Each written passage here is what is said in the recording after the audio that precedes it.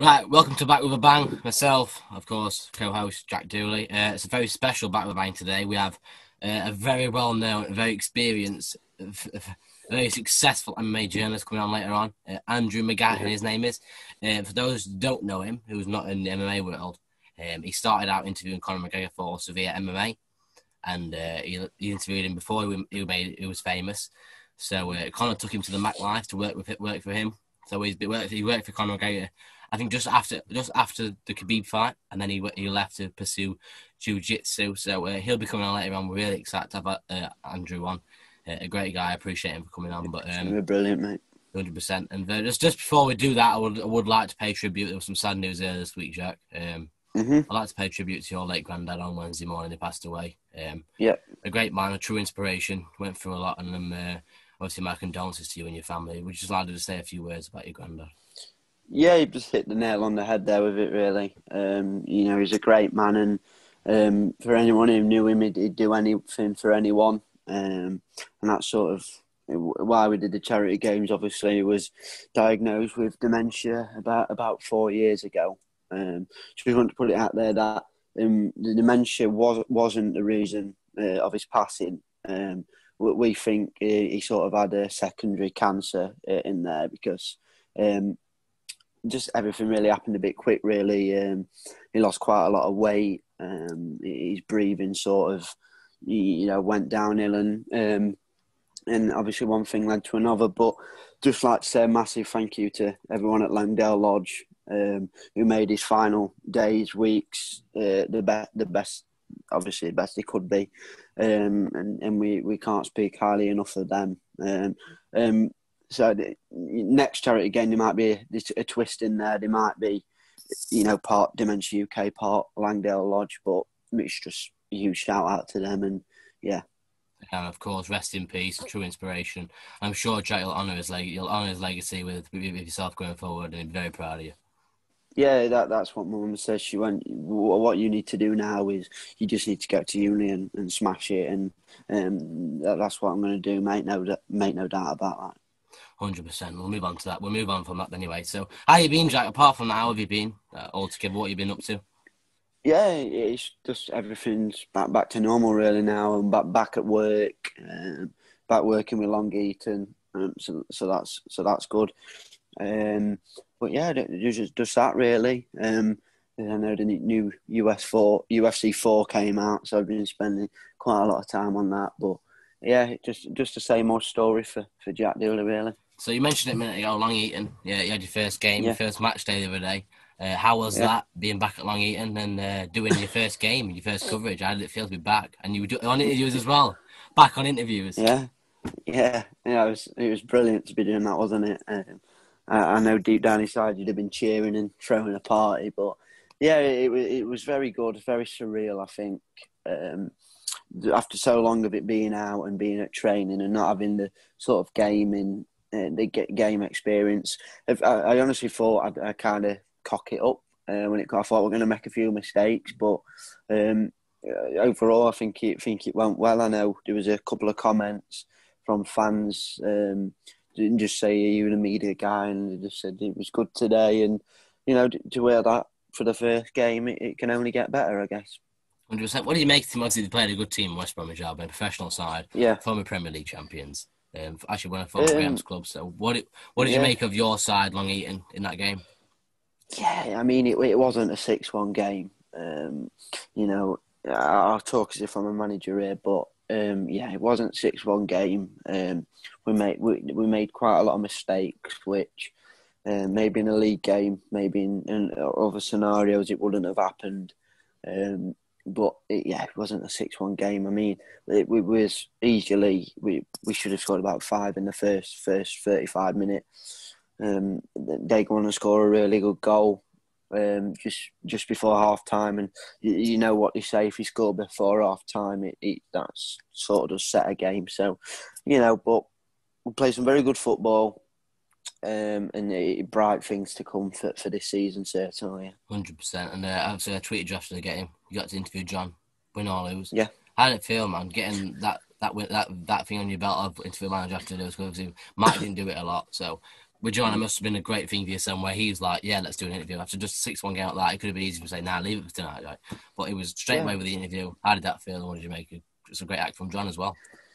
It was brilliant about it. That's the first thing I said. He sort of said when I came in, he went, we're doing interviews, whether we've just got trumped 14-0 or, we won 12-0, 1-0. But yeah, obviously I was a bit nervous because, like you said, we've never really done it. I know we've interviewed Martin Allen sort of a couple of days after a loss, but don't think it's really the same. But he was a good sport about it.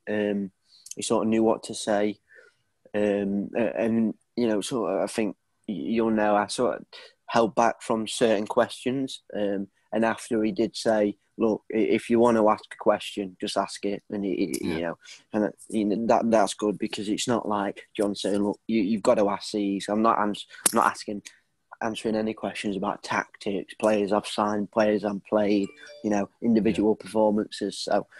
He was good about it, and that's just one thing to tick off, like you said. Yeah, 100%, mate. And we move on from that now. You were saying like there were some questions you didn't want to ask because of you're a bit cautious. What were some of those questions?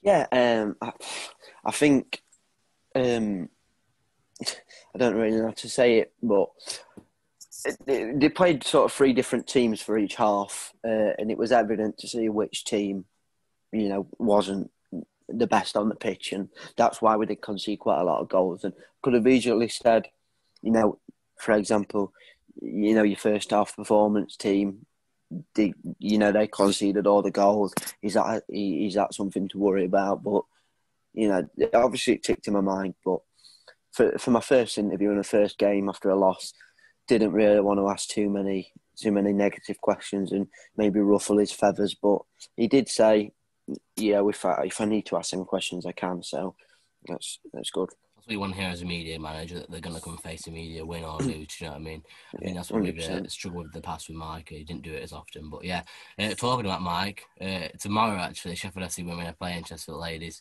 Or Chesterfield women. I keep saying ladies, I shouldn't say that. Chesterfield women at the Panthers, I think it is. The rugby Panthers in Chesterfield. So. Very nervous for that one because it's the first time I've been back. I don't know if you've been back to play Chesterfield, have you? You haven't now. No. It's the first time I've been back at all. I've seen Mike or anyone like that since I left, so that's going to be a very interesting one, to be honest with you. Especially there's a few people there that I don't get on with. No. I think everyone there is professionals, and obviously it's a worry if they might beat you or someone might say the wrong thing. But at the end of the day, I think they're all professional. I think personally, they will thank you for your time at the club, and if a player doesn't say hello, I think it shows sort of what we meant to the club, and if they don't make the effort to sort of ask how you're doing and things, and maybe it was right we moved on, and maybe they just took it because of how many games they were winning, or the success they had, and they saw what we were doing on the Twitter, and if that happens, then you hold your head up and you say, well, look, I'm at Sheffield FC now. Enjoy your time in the division you're in, and I'll see you in a few years. Yeah, what was a good point you just said there. A few years, I praised Sheffield FC women a lot, to be fair, because there's no doubt they're a great team. Like, I won't lie, they'll be in this league or your league in a couple of years' time, because the quality of the team is that good, and it's up to that level now. They're just a few shy players short of that, and they can get to that level for sure. But yeah, there's like the lights. I'll name a couple. Obviously, John Belzo. We know why I left because of the situation with John, with interviews, stuff like that. And then obviously got development manager Tom Lomas. That's been steaming up for a while, the last year or so. So we'll see what happens. I'm a professional. I'm not going to be trying to instigate anything or confront anything. Like to see anyone. Hello, how are you doing? The players will always sound anyway. So to be honest, it did hurt me when I left. I didn't get anything like a thank you or anything like that. Do you know what I mean? I mean, Mike thanked me personally, but it's better publicly. Do you know what I mean? I like it publicly as well. It's just show appreciation. I'm sort of not sure why he didn't. Maybe then I can't really speak for Mike, but I'm not particularly sure why you didn't get that. What I got, but Yeah, it's just one of those things, I think.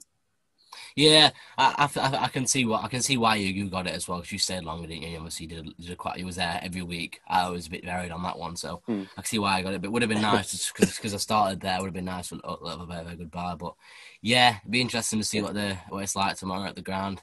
See if everyone's friendly and that. There's a few people I'm looking forward to seeing. There's a few people that I don't see in a while I liked when I was there. So yeah, we'll get chatting to some of them and hopefully it goes well. Yeah, I'm loving my role at Sheffield FC. I mean, I've got stuff to put out, sponsorship stuff, season ticket stuff, and it's a lot different. It's given me that experience now of working at a professional club, and I think for you as well, probably as well, it is where you're doing these sort of things where you wouldn't be doing it at Chesterfield because obviously Mike would be doing it, but well, that's good, Mike did it anyway, but still, it's getting the experience of doing that stuff that isn't just media as well. You know what I mean? Like today, I've answered a couple of messages on Twitter, help people out with certain problems in regards to sponsorships and stuff. So that's experiences I feel like you need as well. But actually, I wanted to ask you. We spoke about this a little bit.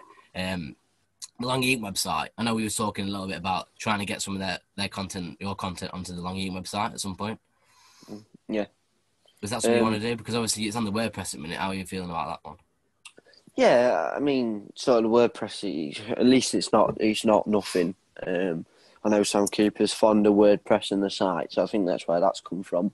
But I've had very positive talks with the chairman Jim about sort of getting some stuff from the men's side and putting it with the women. So that's good. But look, that's something I'm going to try and push. And if it doesn't come off, and it doesn't, but that's something I will, because I think you'll know from my time, I've always stood against it being just a women's side and then a men's side, and it should be joined together. They are affiliated, but you wouldn't think that with sort of the content that's going off. So well, I'll try that, and Jim's been very good about it, and we'll see what happens. I mean, fair play to you, mate. You've made the website. It could have been easy. It was like, nah, no content for the website. But you made the website, mate. And you put it out. I think when they do see that, I think they'll be like, yeah, the content's good. The content's good. Because I think there was no media guide before. I don't think the content was good enough to be on the website. Do you know what I mean? I think Jim will eventually look at the stuff you put out. Like, this is good enough to go on the website easily. Do you know what I mean? So I think that's one of the things is having a media guide come in. Yeah, that's true. That's true. And Jim's a really good bloke. It makes my job a lot easier when you have someone as high up as him, and I don't really think I realise how good of a contact he is. And he's not just the chairman of the women; he's the chairman of the whole club. So that's. Oh, is he? I think it's going to sound weird, but I think the reason I don't really think it's that good is because of how active he is around the club. He comes to the training and watches them, and it's like you wouldn't expect Mike Goodwin to be sat next to you at a game, So I think that's what it's like. But he's the chairman of the full club. So yeah, hopefully an interview will come with him soon. I know he says he wants to do one, so that'll be good for me as a personal level. So yeah. 100%. And also, just after we did the Back with a Bang, you went on to interview Jake Paul, which I know an interview you spoke about on here, which I'm looking forward to doing. Yeah. Talk about that Jake Paul interview and the nerves going into it. I know you said he was a little bit nervous to do it when me and you were speaking. Yeah, I think it was a funny one because I asked him one question and he sort of stumbled and said, "Oh, you ask it me again," and then I asked it him again, and it ended up with me just saying, "Look, I'll edit that question out." But he spoke very well. He was a good bloke, and it was another one under my belt to have done. But yeah, with that, it was weird because he had a drink, and I thought that I just thought he was, because sometimes we pause. At first, I thought, is he burping? Like, is he, burping with his drinks that he had? Then secondly, I thought, has he got a stutter because of how he was, talking? But then he obviously just said, I didn't want to give anything away with a question, and sort of, I edited it out. But the interview was good anyway. Yeah. He seems a bit of a character to me. Do you know what I mean? When you played the interview for me, he seems a bit of a character. Do you know what I mean? Yeah, he's a good lad. He's a good lad, and I think he just talks with a lot of professionalism. I think that's what it is. he knows what he wants for the club, and that expresses, it will express on the pitch, and obviously when he's talking in interviews and stuff. So yeah, overall he's just a good lad. So 100%. And we'll finish off on this one before we go into the Andrew interview. We'll talk about, we actually went on Graham Abercrombie's Shoe Play show the other day. we did. And actually, me and you, I think we was coming back from Skegness, so we were very tired actually. Yeah. So Well, when we actually did it, it was really good, wasn't it? I really enjoyed it. I don't know about yourself. Yeah, I did. It was good, and it was a bit of, well, I bring Jim into it again. You don't realise how big of a name Graham actually is within the women's football community, and to have done something on his radio show, I'm over the moon with it. I'm buzzing with that, and I've actually just downloaded it because I'm gonna get it on a CD for my nonna so she can listen to it.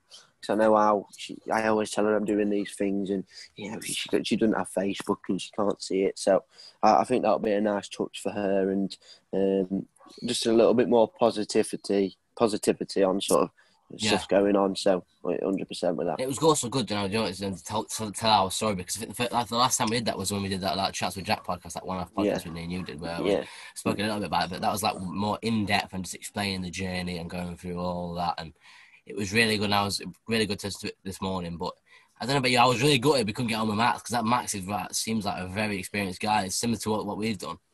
Yeah, and I've seen he follows you on Twitter. He didn't follow me when I followed him. Yeah, he probably could tweet him, but he seems good. Like that would have been great. To be fair, I don't know how if he's 16 or 18, but he's done some good bits with Nottingham Forest. Well, he could be a future podcast guest.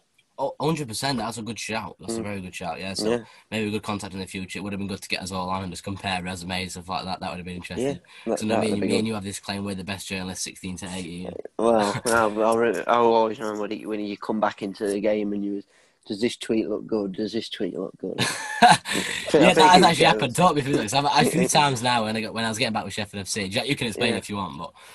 Well, like you just said, we've always had that rivalry on who's the better journo and best in the business claim, but it was actually after we had it's not an argument, it's friendly banter, and you was like, oh, I'm the best in the business. 5 minutes later, I get a Snapchat saying, does this tweet look good? So I went back and put who's the best in the business, and but no doubt in the future I'll ask you for some advice, like I did when I asked you, does the Twitter look good for that game? And it's just all friendly banter. 100%, mate. I think we're on a level. We'll keep it at that. We're both at the same. We need to stay humble. Let's keep you says. We need to stay humble. Stay humble. Yeah. Let's talk about that. We'll talk about UFC just quickly before we go off, because obviously it's UFC 2. What number is it? 252 tonight. 252. Yeah. Sorry. 252 tonight. Daniel Cormier versus Stipe. We're not getting into the fight because we don't have good time for that. But we'll just talk about DC and Stipe. DC's obviously the last fight, supposedly. I don't buy it, but talk me through that fight and potential bets you'll be placing, Jack. Yeah. Obviously they won't know, but me and you are going to put an accumulator on. Touch wood. These fights tonight are pretty much. I'd say 3 on there that save money.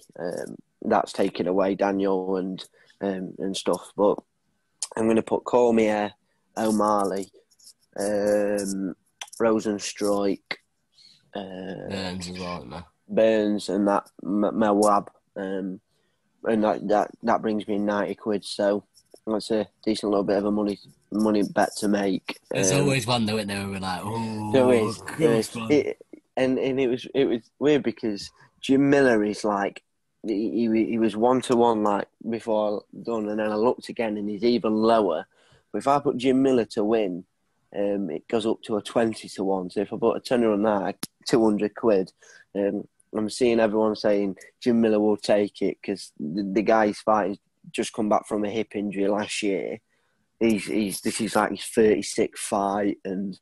But like you said, we'd put him on and he'd get like knocked out in like first 20 seconds, and But the thing is, I might put Jim Miller on because just been paid the other day, and if he loses, then I'll just do it again, but with the other fight 5 after. But we'll see what happens, and hopefully we always say tonight's tonight for money, and But what I will say is, if they're all coming in, I'm going to cash out at the last fight because I don't know. It's just one of them. Like you Yeah. look when Cormier just chinned him and he went down. The same with Stipe as well. Caught him. It's just a I tricky just hope one, DC isn't it? wrestles him. If DC wrestles, he wins the fight. But he stood with Yeah, him too long last time. He stood with him too long. And Stipe figured him out and just started going to the body. yeah, 100%. Just me, I think Stipe just looks like in the press conference. He looked like a teacher with his glasses on, I and think they it's like both look pretty old, don't polo they? shirt, didn't he? He looks in great Yeah. shape though, man. That's the But best shape yeah, I've seen him in. Best shape I've seen yeah, him. but this is out of context, but as much as we're like a rivalry in a fight, it's good to see that Stipe and Daniel are both humble, and it's not personal. They're not going about families and wives and children and religion. So yeah, it's good to see that, and hopefully it'll be a good fight. And by the next Back with a Bang, I'll have won some money. So Let's hope. Let's hope. So, final prediction, Jack. What can you give me? I think Cormier will win by decision. Yeah, that's pretty much my one. If not by decision, I think a round 4 submission. Yeah, Ties him out with the best. I go for the top two. I do honestly think O'Malley will. I do think he'll knock him out and well KO him. I know the other guy's never been finished before, but I just think O'Malley. At first I thought he was a hype train, but that kid's got power and he knows what to do, and I do think he will. I do think he'll finish him. Yeah. 100%. That's been the first section of Back with a Bang. Me and Jack are absolutely buzzing to talk to Andrew. We're It's about gonna in be half an brilliant, hour mate. now. We'll be doing it. He's coming on at 7, so we're half an hour break before we get it going. We're looking forward to talking to him. It's a massive name. We were just talking before. It's probably my second biggest name on my resume, and very 100%. big one on yours as well, Jack. So, Yeah. I'll see you at 7 o'clock, mate. we'll see you at 7 Yeah. o'clock. Thank you for listening, guys.